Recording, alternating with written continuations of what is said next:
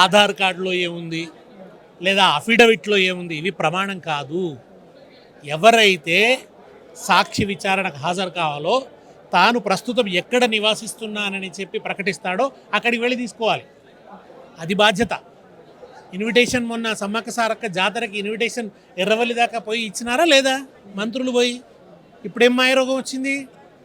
ఎందుకు పోలేకపోతున్నారు మీరు? అవమానించటం లక్ష్యంగా పెట్టుకున్నారు. అక్కడి నుంచి బయలుదేరి రావాలి, ఆయన విచారణ ముందు కూర్చోవాలి.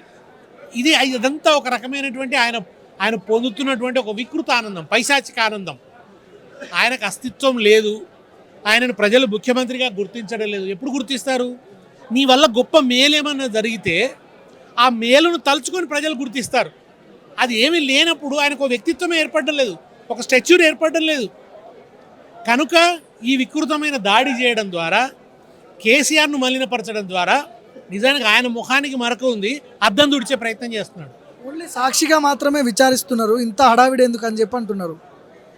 సాక్షిగా విచారిస్తున్నప్పుడు సాక్షికి ఉండే హక్కులు గురించి మాట్లాడుతున్నారు. ఆ హక్కులను ఎందుకు కాలరాస్తున్నావు అని అడుగుతున్నారు. నిజానికి సాక్షి విచారణ కూడా ఎప్పుడు జరగాలండి? 2 ఏళ్ల తర్వాతనా? అంటే సాక్షి విచారణ అనేది ప్రాథమిక దశ, కేసు యొక్క ప్రాథమిక దశ. ఆ ప్రాథమిక విచారణ 2 ఏళ్ల తర్వాత ప్రారంభించారంటేనే దీన్ని మనసు మమత సీరియల్ చేయదలుచుకున్నారని అర్థం. ఇంకా ఎన్ని రోజులు ఇది డ్రాగ్ అయ్యే అవకాశాలు ఉన్నాయి? పులి స్టాప్ ఎప్పుడు పడుతుంది అనుకుంటారు? రేవంత్ రెడ్డికి వేరే పనే ఉందని. హార్వర్డ్ పోయినా హార్డ్వేర్ మారతలేదు, అదే హార్డ్వేర్ కదా.